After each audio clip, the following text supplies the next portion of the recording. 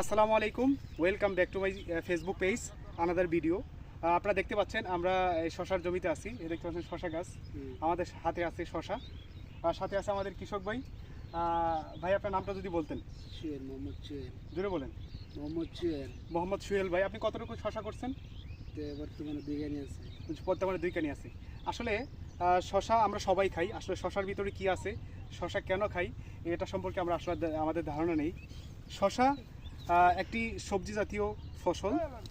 এর ভিতরে আছে ভিটামিন কে, অ্যান্টিঅক্সাইড, যা শরীরের আর্দ্রতাজনিত সমস্যার ক্ষেত্রে খুবই গুরুত্বপূর্ণ ভূমিকা পালন করে।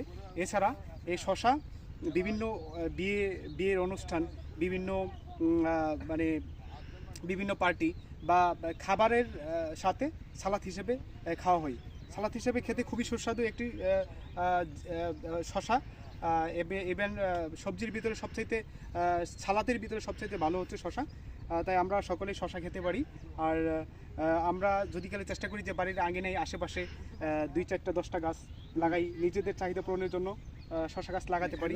হ্যাঁ, শশা এরপরে আরও কয়েকটি কাজ করে। শশা মেদ, বুড়ি অথবা চর্বি কমানোর জন্য খুবই কার্যকরী একটি সবজি।